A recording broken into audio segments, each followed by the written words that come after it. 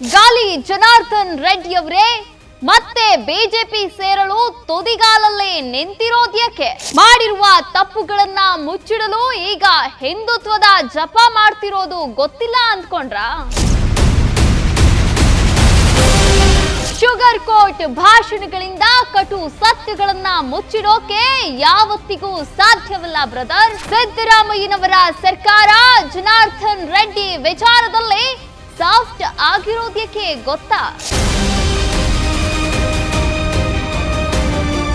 ಅಂದು ರೆಡ್ಡಿ ವಿರುದ್ಧ ಸಿಡಿದೆದ್ದಿದ್ದ ಮೈಸೂರು ಸಂಸದ ಪ್ರತಾಪ್ ಸಿಂಹ ಈಗ ಬೆಕ್ಕಿನಂತಾಗಿರೋದಾದ್ರೂ ಯಾಕೆ? ಹಣ ಅಧಿಕಾರಕ್ಕಾಗಿ ಕನ್ನಡ ನೆಲವನ್ನೇ ಅಕ್ರಮವಾಗಿ ಬಗೆದು ತಿಂದವರಿಗೆ ಬಿಜೆಪಿ ಮತ್ತೆ ಮಣೆ ಹಾಕೋದು ಎಷ್ಟು ಸರಿ?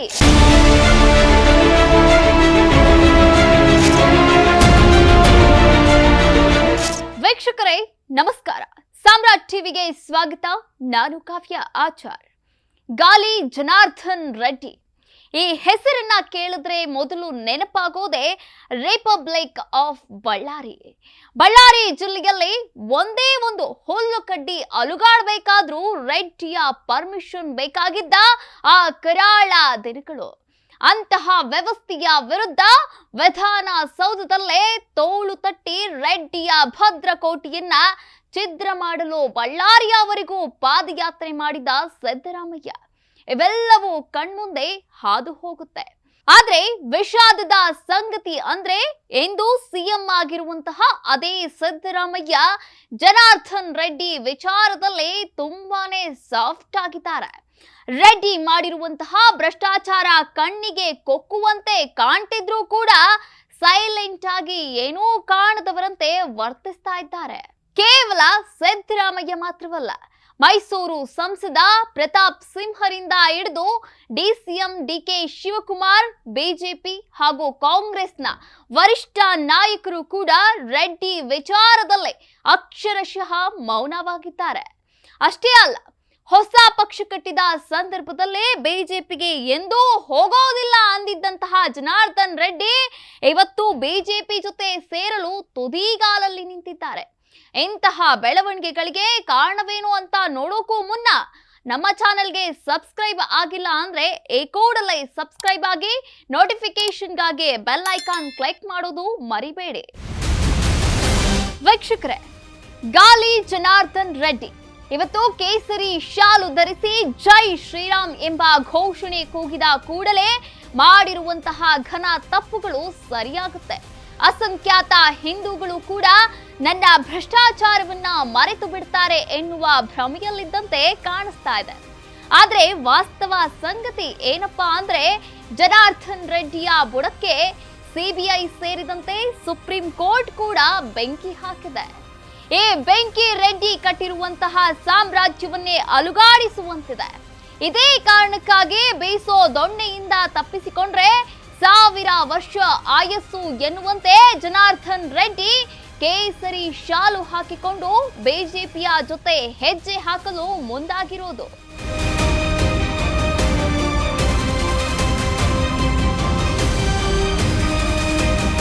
ಇಷ್ಟಕ್ಕೂ ರೆಡ್ಡಿ ಬುಡಕ್ಕೆ ಬಿದ್ದಿರುವಂತಹ ಬೆಂಕಿ ಎಂತಹದ್ದು ಅಂತ ತಿಳಿಬೇಕಾದ್ರೆ ಮೊದಲು ರೆಡ್ಡಿ ಬಳ್ಳಾರಿಯಲ್ಲೇ ಕಟ್ಟಿಕೊಂಡಿದ್ದಂತಹ ಸಾಮ್ರಾಜ್ಯ ಎಂತಹದ್ದು ಅಂತ ತಿಳ್ಕೊಳ್ಬೇಕು.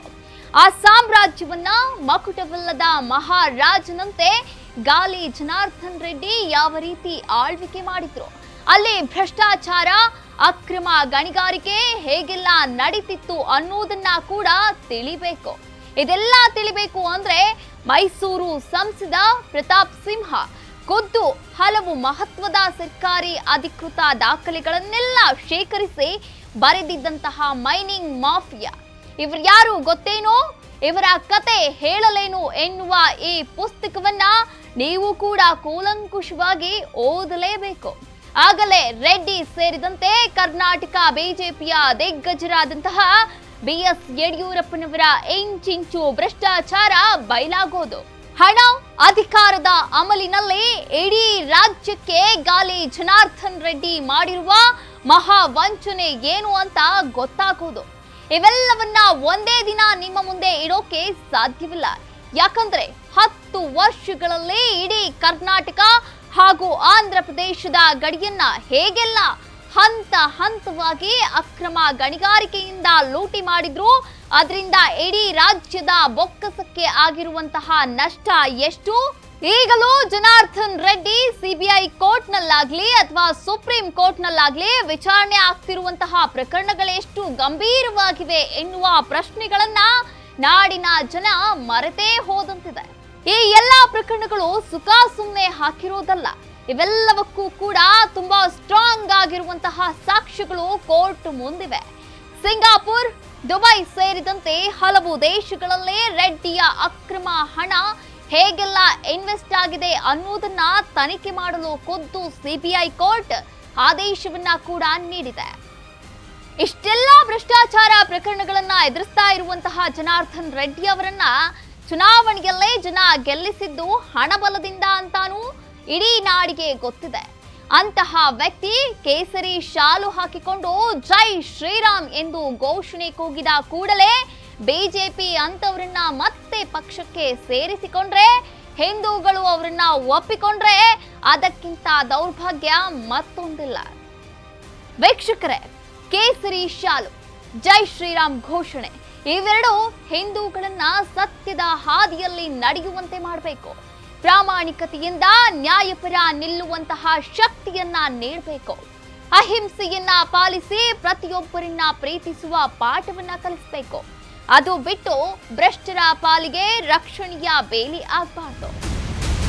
ಇದೊಂದೇ ಅಲ್ಲ, ಸನ್ಮಾನ್ಯ ಮುಖ್ಯಮಂತ್ರಿಗಳಾದ ಸಿದ್ದರಾಮಯ್ಯನವರೇ, ನೀವು ಕೂಡ ರೆಡ್ಡಿ ಅವರ ವಿಚಾರದಲ್ಲೇ ಎಷ್ಟೊಂದು ಸಾಫ್ಟ್ ಕಾರ್ನರ್ ತೋರಿಸ್ತಾ ಇರೋದು ನಿಮ್ಮ ಆಡಳಿತದ ವೈಖರಿಯನ್ನೇ ಅನುಮಾನಿಸುವಂತೆ ಮಾಡ್ತಿರೋದು ಕೂಡ ಸತ್ಯ. ಯಾಕಂದ್ರೆ ಬಳ್ಳಾರಿಯ ಅವರಿಗೂ ರೆಡ್ಡಿ ವಿರುದ್ಧ ಪಾದಯಾತ್ರೆ ಮಾಡಿದ ತಾವು ರೆಡ್ಡಿಯ ಅಕ್ರಮ ಗಣಿಗಾರಿಕೆ ಪ್ರಕರಣದಲ್ಲಿ ಒಂದೇ ಒಂದು ಸರ್ವೆಯನ್ನ ಕೂಡ ಕಾನೂನಾತ್ಮಕವಾಗಿ ಮಾಡಿಸಿಲ್ಲ. ಸಂತೋಷ್ ಹೆಗ್ಡೆ ನೀಡಿದಂತಹ ವರದಿಯನ್ನ ಒಮ್ಮೆಯೂ ಕೂಡ ತಿರುವಿ ಹಾಕದಂತೆ ಕಾಣಿಸ್ತಾ ಇಲ್ಲ.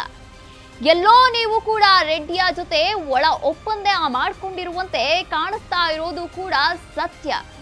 ವೀಕ್ಷಕರೇ, ಇಷ್ಟು ಮಾತ್ರವಲ್ಲ, ಜನಾರ್ದನ್ ರೆಡ್ಡಿ ವಿರುದ್ಧ ಸಿದ್ದರಾಮಯ್ಯ ಅವರಾಗ್ಲಿ ಅಥವಾ ಡಿಕೆ ಶಿವಕುಮಾರ್ ಅವರಾಗ್ಲಿ ಕಾಂಗ್ರೆಸ್ ಆಗ್ಲಿ ಯಾವ ರೀತಿ ಹೋರಾಟವನ್ನ ಮಾಡಿದ್ರು, ಬಿಜೆಪಿಗರೇ ಜನಾರ್ದನ್ ರೆಡ್ಡಿ ಅವರನ್ನ ಎಷ್ಟು ದಿನ ದೂರ ಇಟ್ಟಿದ್ದೇಕೆ?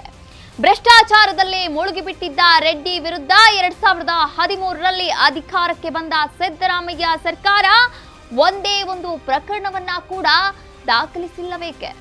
ಇನ್ನ ಬಳ್ಳಾರಿಯಲ್ಲಿ ನಡೆದಂತಹ ಅಕ್ರಮ ಗಣಿಗಾರಿಕೆಯ ಧೂಳು ರಾಜ್ಯ ರಾಜಕಾರಣವನ್ನ ಎಷ್ಟು ಗಾಢವಾಗಿ ಎಂದಿಗೂ ಆವರಿಸಿದೆ. ಇವೆಲ್ಲ ಪ್ರಶ್ನೆಗಳಿಗೆ ಉತ್ತರವನ್ನ ಎಳಿಯಾಗಿ ಮುಂದಿನ ಸಂಚಿಕೆಗಳಲ್ಲಿ ನಿಮ್ಮ ಮುಂದೆ ಇಡ್ತೇವೆ. ಅಲ್ಲಿವರೆಗೂ ಕೀಪ್ ವಾಚಿಂಗ್ ಸಾಮ್ರಾಟ್ ಟಿವಿ. ಇದು ನೊಂದವರ ಧ್ವನಿ.